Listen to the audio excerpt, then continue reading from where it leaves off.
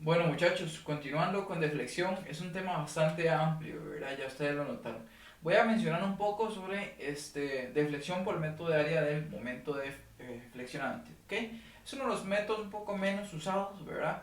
Porque es un método semigráfico. ¿A qué se refiere que es semigráfico? Que utilizamos mucha la parte de la gráfica para encontrar los resultados. Sin embargo, no son directos, requieren mucho la parte de análisis por el estudiante, ¿verdad? O en este caso por la persona que está resolviendo y un poquito de expertise en el tema, ¿verdad? De saber cómo relaciona ciertas variables, ¿ok?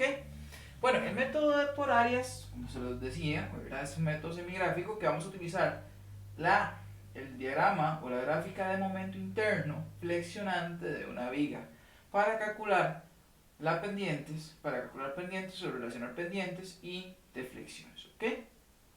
Nosotros vamos a tener dos teoremas, ¿ok? Un teorema uno que está asociado a los ángulos o las pendientes y un teorema 2 que está asociado a las deflexiones. En este caso, para el teorema le toman T, así es como se les conoce, pero está asociado a las deflexiones, ¿ok? No directas, ahorita vamos a ver por qué, ¿ok? Recordemos que nosotros tenemos la ecuación de siempre, EI, o el coeficiente de rigidez a flexión, la segunda derivada de la deflexión de x cuadrado, es igual a mx. Resulta ser que si nosotros separamos esto un poquito, ¿ok? Digo que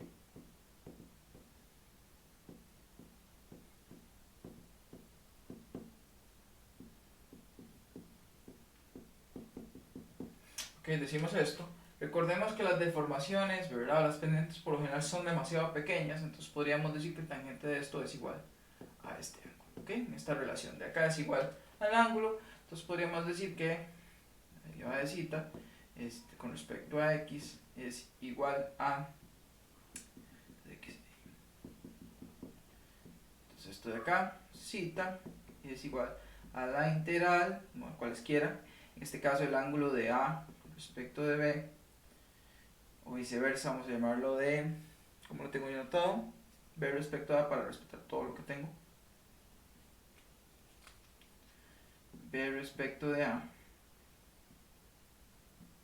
es igual a M de X por 1 entre Y. ¿Ok?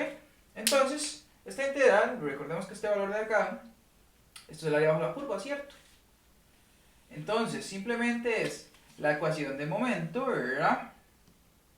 Asociado a el valor de esta área de acá, ¿ok? El área bajo la curva, simplemente lo que tenemos. ¿Qué vamos a crear? Bueno, una gráfica que todos estos valores son de momento, sin embargo lo que hacemos es que lo dividimos entre E y, ¿ok? Y listo.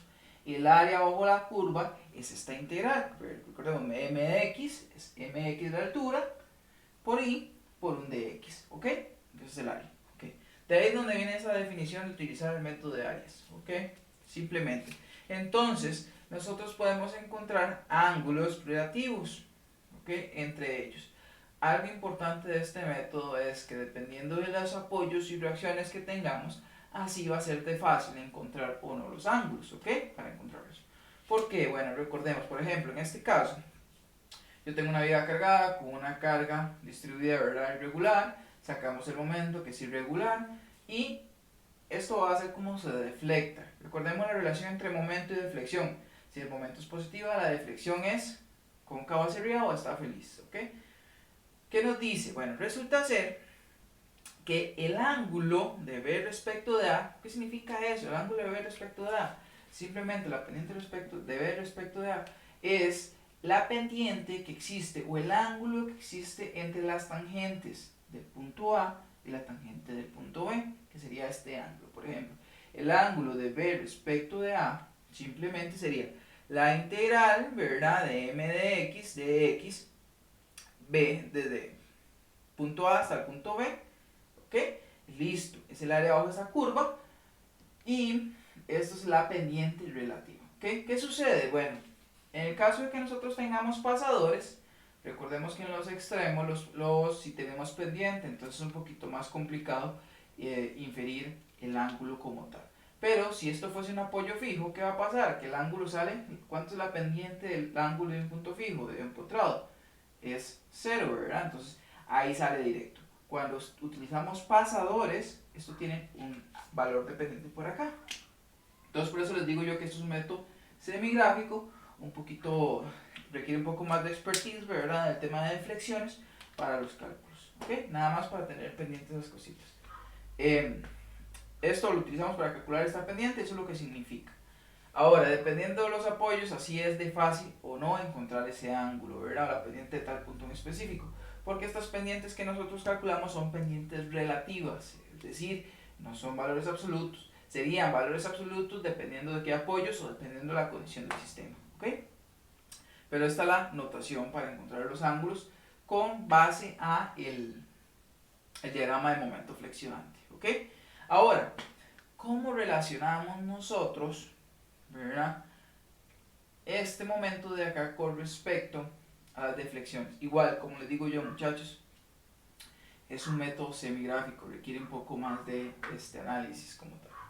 Entonces, ¿qué nos dice? Bueno, antes de pasar al teorema 2, el teorema 1 está relacionado con la pendiente, que este es el teorema 1, ¿verdad? Esto es lo que nos dice el teorema 1. Cosas importantes, los signos. Es positivo, el ángulo es positivo siempre que el momento flexionante sea cóncavo, es el momento, flexionante interno es positivo y me lo va a girar antihorario, ¿ok? Veamos que desde el punto B, el ángulo de B medido desde A es positivo, ¿por qué? Cuando yo vengo y saco el valor de B, veamos, todo se mide respecto a esta referencia, ¿verdad? El valor de B es más grande que el valor de A, simplemente, y cuando nosotros hacemos esa diferencia, esto nos va a dar positivo, ¿ok? Ahora, si lo hacemos para el otro lado, el ángulo de A respecto de B nos va a dar negativo, lo que quiere decir es que va en sentido horario, eso es todo. ¿Por qué? Porque el valor de A es más pequeño que el valor de B, eso es todo, nada más, ¿ok? Cuando integramos esto. Ahora, ¿cómo relacionamos nosotros las pendientes con las deflexiones? ¿Okay? Que ese es el teorema 2. El teorema 2 lo que nos dice a nosotros, igual muchachos, se requiere un poco más de expertise para este tema. Sin embargo, la idea es que ustedes conozcan este método, ¿verdad? Si alguien quiere profundizar un poco más en el tema, que lo haga. Yo personalmente no me gusta mucho. Bueno, resulta ser que si yo quiero encontrar las deflexiones, igual son deflexiones relativas, no son deflexiones absolutas. Depende de las condiciones o los puntos de apoyo, ¿ok? Del sistema como tal. Resulta ser que yo quiero encontrar cuánto es este valor, la deflexión de A respecto de B. Lo que nos dice es lo siguiente. Hay un teorema 2 que nos relaciona, ¿verdad?, las deflexiones relativas. ¿A qué se refiere con esas deflexiones relativas?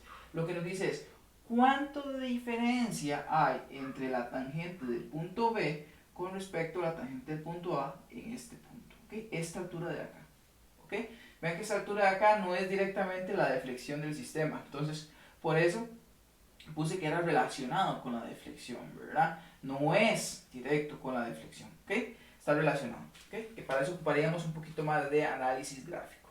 Entonces, si yo quiero encontrar este valor por acá, de T, de A respecto de B, el teorema 2 lo que nos dicen es que T de A respecto de B es igual a X promedio de A, o el centroide de A, por la integral de B respecto de A. Vamos a ver, antes que se me pierda aquí, ok, MEI de X, ok. ¿Qué es lo que nos dice esto? Simplemente es esto de acá de la pendiente, ¿verdad?, que ya lo habíamos calculado, que es este valor de acá que es positivo, ¿verdad? Por ser ángulos iguales y opuestos, este valor de acá es exactamente igual, nada más que nos va a dar positivo, por eso lo integramos de B respecto de A.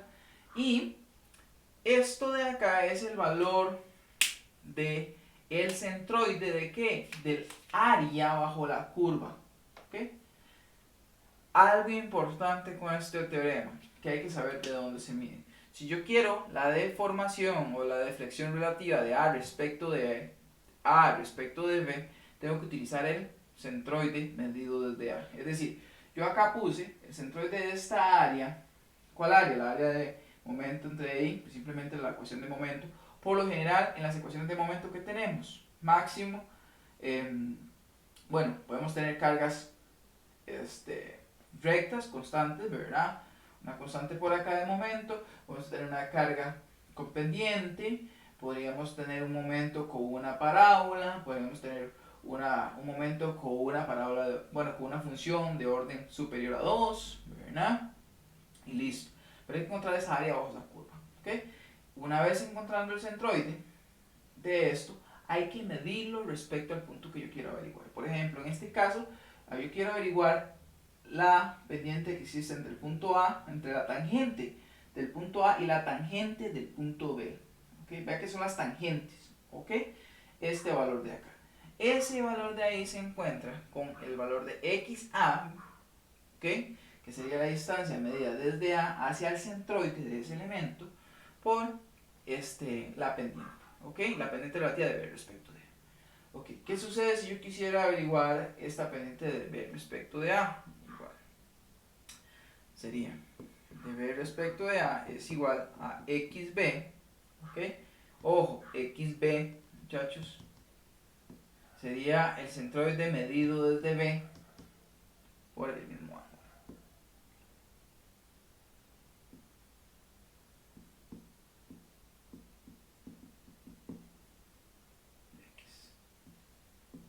¿Ok? Eso es todo lo que hay que tener cuidado, nada más. Vean que esos ángulos son opuestos por el vértice, entonces tienen los mismos valores, nada más que sentidos diferentes, ¿verdad? Lo que es la parte del ángulo.